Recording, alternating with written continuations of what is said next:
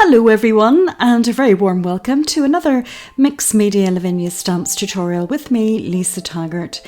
I'm continuing on with my series of winter makes, where today we're going to create this magical winter landscape with some old stamps and some new.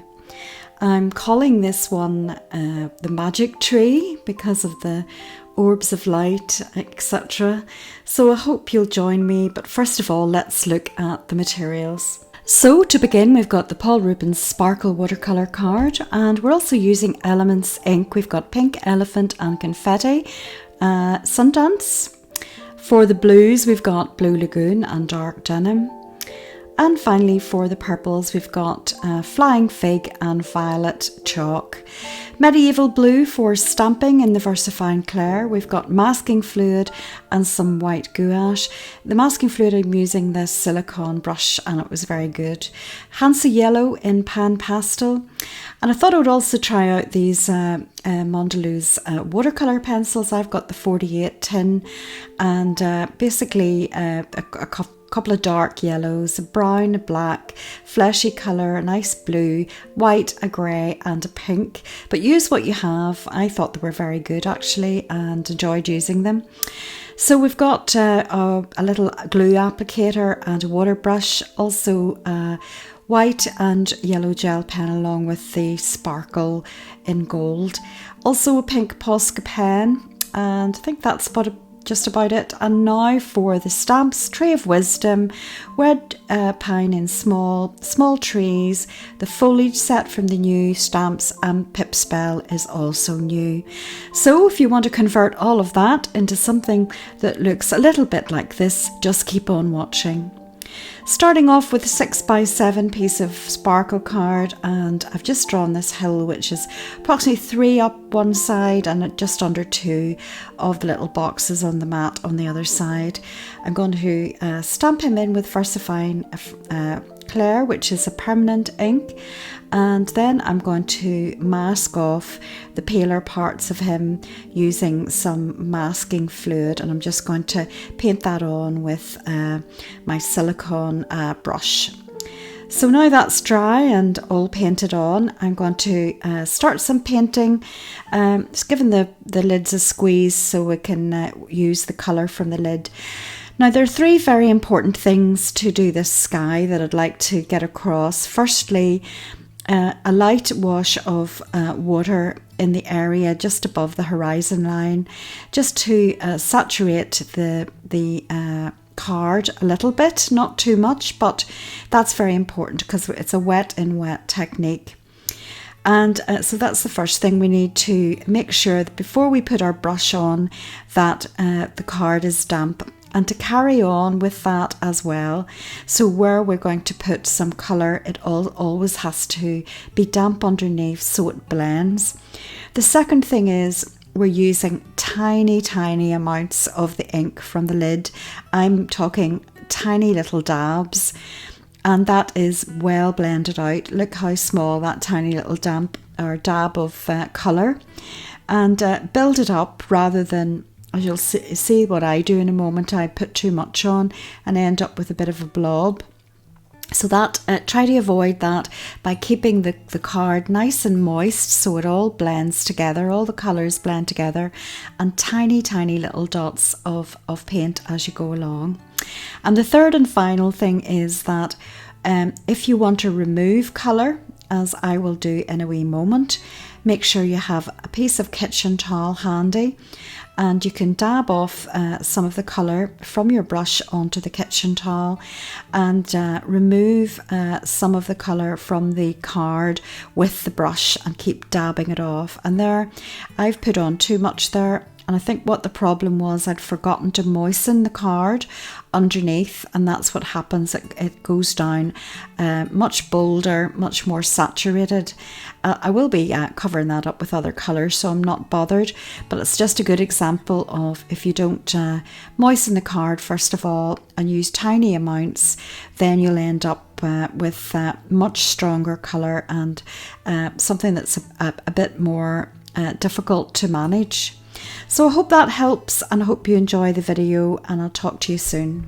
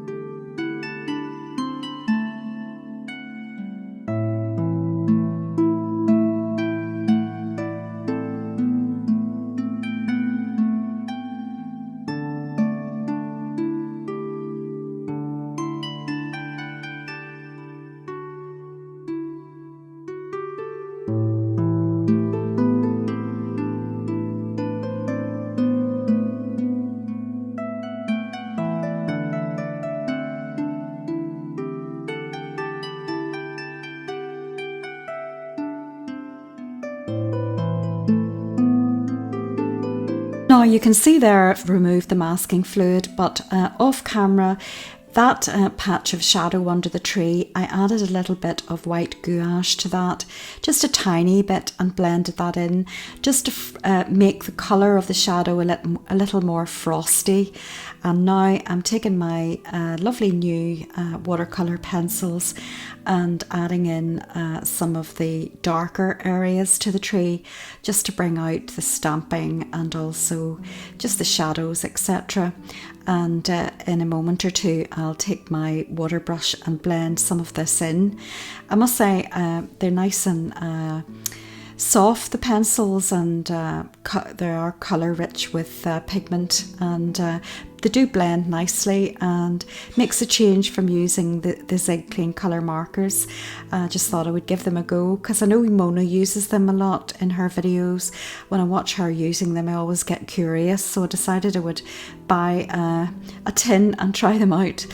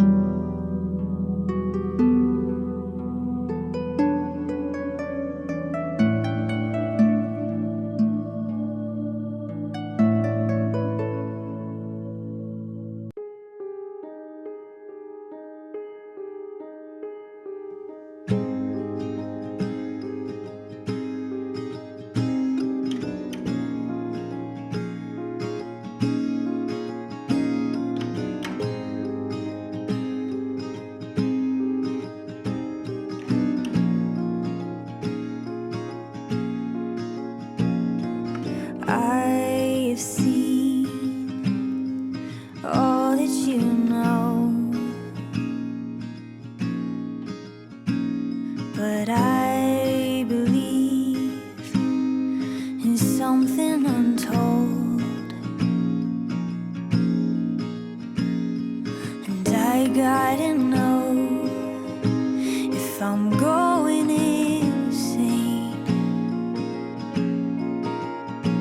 'cause there's life in the wind and it's calling my name. It's magic, wouldn't you know? It's something fantastic, wants to be known, and all that you gotta do. So next up, I took my sparkle pen in gold and added little touches to the mouse's fur, and also coloured in those little dots in his lantern, just for some extra sparkle. And now I'm just going to dot around some little orbs with pink, and in a minute with yellow. And you could stop once this is done, but somehow or other my picture ended up with lit up orbs all over the show, and I don't even know how it happened. I always say to myself, don't do orbs in this picture, and then lo and behold, I end up having lots of orbs in the picture. Anyway, sometimes it has a mind of its own. So that's to say that if you don't want to have orbs in yours, you can stop now and keep your picture just with some little dots. But if you want and you like the effect of creating little balls of light to go with the mouse's lantern, all you have to do is put a little halo on them with this yellow pan pastel, and I think I add a little bit of white off camera as well, and make sure that the centre of the dots are nice and bright and white. So that's how I ended up with orbs. Fantastic, wants to be known, and all that you gotta do is be willing to look for it. It's magic, alive in my So that's the project complete for this week. All I'm doing, instead of glitter, I'm taking my gold sparkle pen again and adding a few little dots here and there just to catch the light. I didn't think it needed glitter, so that's what I've used instead. And I hope you enjoyed this week's project and you'll have a go. And there's a closer look at those pesky orbs, etc. And the little mouse is such fun. I thought I would use him this week to show that his little bauble can also be lit up, and that was the inspiration for all of the light. And any excuse to create a colourful sky. So if you enjoyed the video or you learned something this week, hit the thumbs up. I really appreciate it, and subscribe if you're not subscribed. It is free to do so. It really helps the channel out. Share the video and leave a comment as well. I always give a reply. But until next week, of course, take very good care of yourselves, and above all, get creating, be brave, and do enjoy the adventure. somehow, somewhere. Ooh, somehow, somewhere. Somehow.